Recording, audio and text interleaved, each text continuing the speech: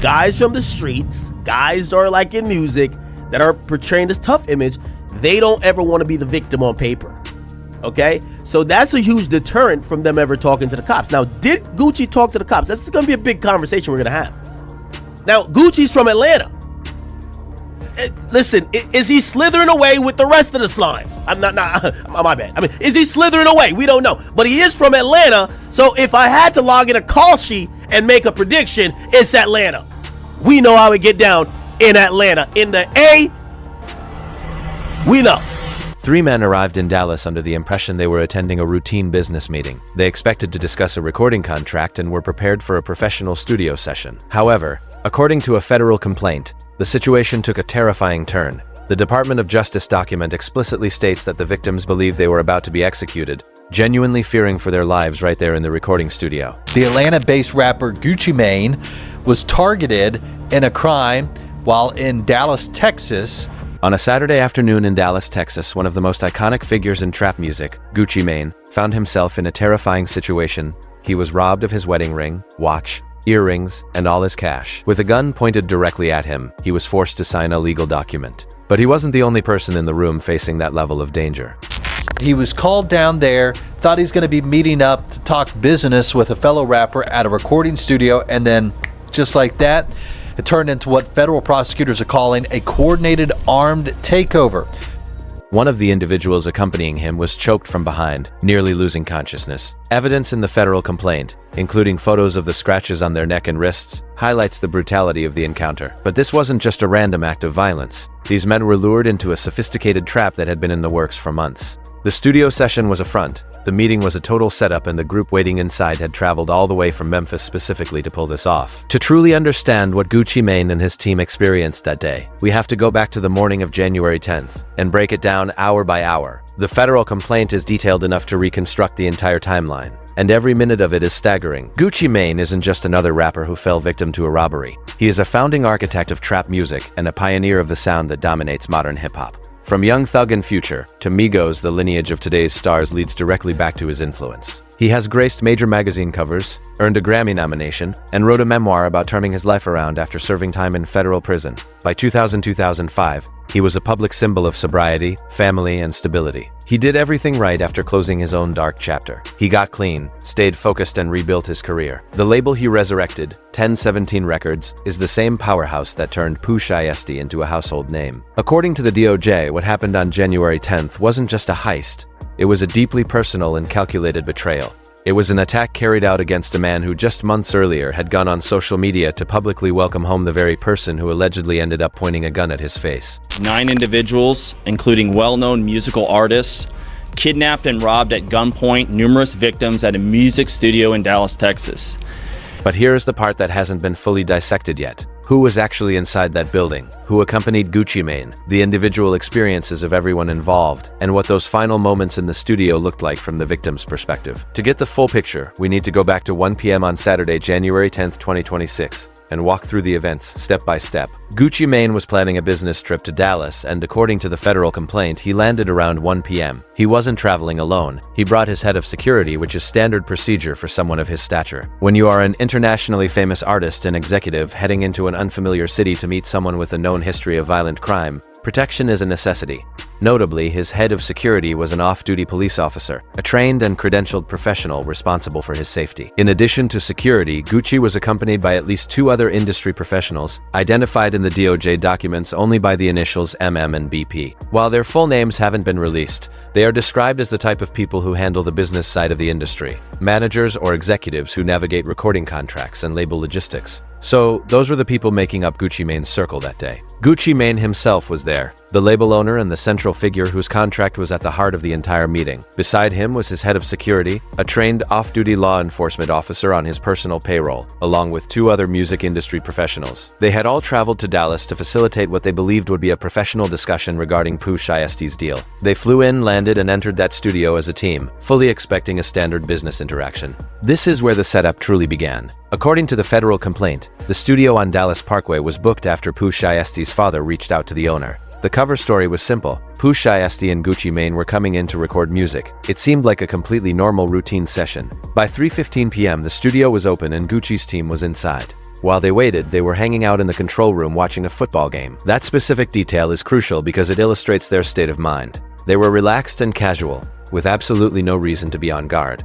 They genuinely thought this was just another day at the office. This contrast highlights how calculated the deception was. While Gucci and his crew were kicking back and watching the game, a 9-person team was already mobilized and closing in on the building. Shortly after 3:40 p.m., the 9 suspects entered the building and headed straight for the control room. Even then, Gucci Mane seemed to sense something was wrong. According to the federal complaint, he actually suggested to Pooh Shiesty that they reschedule the session for another time. He was reading the room and trying to de-escalate the situation, but Pooh Shiesty refused to postpone. Instead, he asked Gucci to step into the adjoining recording booth to speak privately. This was the pivotal moment. Gucci Mane agreed and followed him into the booth, leaving the other victims, BP and MM, in the control room. They were immediately surrounded by 6 of the 9 suspects. This separation was intentional, a classic divide-and-conquer tactic designed to isolate Gucci while keeping his team contained. Once they were alone in the recording room, the DOJ alleges that Pooh Shiesty pulled out a set of contract termination or release papers from a bag. He demanded that Gucci sign them, but Gucci refused. He stood his ground, flatly telling him he wasn't signing anything.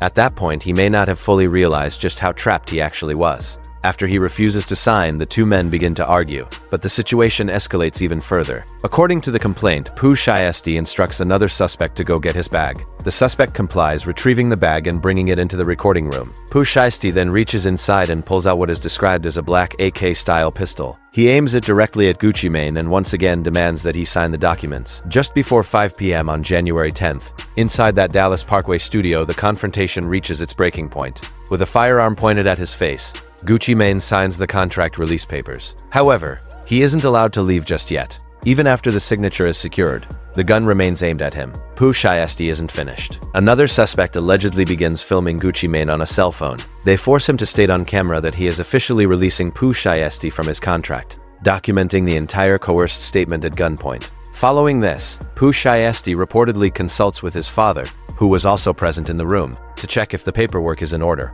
His father reviews the document and points out that it needs a date. Consequently, Pooh Shiesty forces Gucci Mane to add the date next to his signature while still under the threat of the weapon. It is a chilling scene to imagine, Gucci Mane being held at gunpoint while his own artist's father reviews paperwork, making him date a document signed under the threat of death. Afterward, Pooh Shiesty allegedly strips Gucci Mane of his personal property, taking his wedding ring, watch, earrings, and cash. According to a Rolling Stone report on the federal complaint, Gucci's wallet was also stolen. Crucially, that wallet contained an Apple AirTag. This detail proved vital for investigators, as the AirTag's last known location was a parking lot right next to the apartment where Pooh Shiesty's father held a lease. The stolen property effectively acted as a GPS tracker, leading investigators straight to the father's doorstep. While this was happening, the other 2 victims in the control room were enduring their own nightmare. According to the complaint, as soon as Gucci Mane signed the papers and Pooh Shiesty left the recording booth with his father and Big 30, the remaining 6 suspects turned their focus toward MM and BP. Guns were drawn and the situation turned violent. One victim was shoved onto a couch while his wallet and jewelry were stripped from him. The other victim was grabbed from behind and choked so severely that they nearly lost consciousness.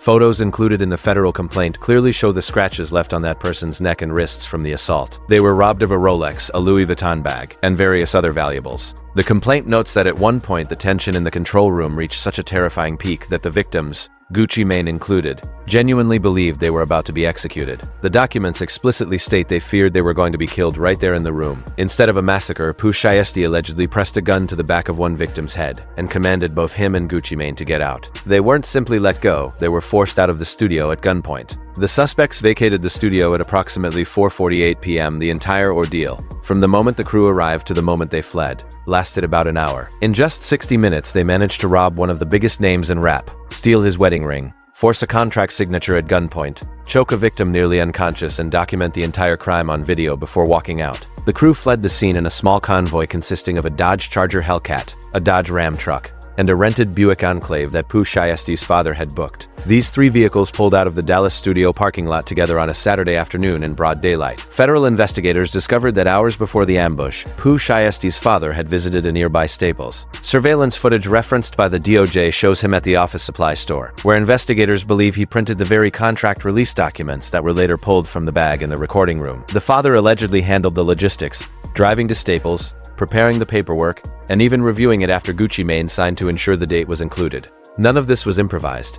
Every step was meticulously planned in advance. The moment the victims were forced out of the studio, law enforcement involvement was a certainty. Gucci Mane had his head of security with him, an off-duty police officer who was inside the building as the events unfolded. This wasn't a case of a civilian calling 911 after the fact. This was a trained professional who witnessed the alleged crimes firsthand and knew exactly what evidence to flag for federal investigators. The FBI's Dallas Violent Crimes Task Force spearheaded the investigation, with support from the Nashville and Memphis field offices, the Memphis Safe Task Force, and the Dallas Police Department. According to the federal complaint, Gucci Mane and the other two victims positively identified Pooh Shiesty as the individual who held them at gunpoint inside the recording room. They also identified Big 30 as the third person present during the incident. Both identifications were formally documented in the complaint.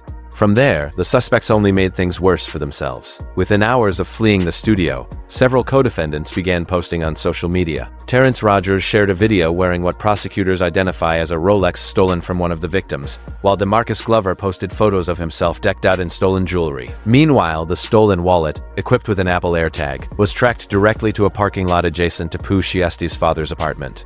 Investigators also secured Greyhound bus records showing that several suspects fled Dallas for Memphis the very next day, January 11th. These purchase records are now a key part of the federal evidence file. By April 1, 2026, less than 3 months after the robbery took place, 8 of the 9 defendants were already in custody. Simultaneous arrests were carried out across Dallas, Memphis, and Nashville. Pooh Shiesty's father was taken into custody at the family home in Cordova, while Pooh Shiesty himself was arrested in Dallas, the very city where the crime took place. Big 30 and 6 others were also picked up across the 3 cities. The federal complaint, unsealed on April 2nd, formally lists the victims by their initials: RD, Radrick Davis, known as Gucci Mane, MM, and BP. All 3 victims, including the 2 music industry professionals whose full names remain private, identified their attackers and are cooperating with federal prosecutors. This incident has fundamentally shifted how the industry views artist-label relationships and physical safety. Gucci Mane did everything by the book. He traveled with professional security, including an off-duty law enforcement officer, and arrived for a meeting he had every reason to believe was legitimate. The session was arranged by his own former artist, booked through standard channels, and presented under the routine cover of a recording session. From the outside, nothing looked suspicious, yet the ambush still occurred. A 9-person crew had coordinated the operation and was already in place before Gucci Mane's flight even touched down in Dallas. While he was still in the air, the suspects were already moving vehicles into position. That is the chilling takeaway for the music industry. The threat didn't come from the outside. It was planned from within. It came from the inside. It was built on a relationship Gucci Mane had developed over years, an artist he discovered through independent mixtapes, and a career he had personally funded using his infrastructure at Atlantic Records. The trust inherent in that mentor-protege bond is exactly what Pooh Shiesty allegedly weaponized to lure all 3 victims into that building at the same time.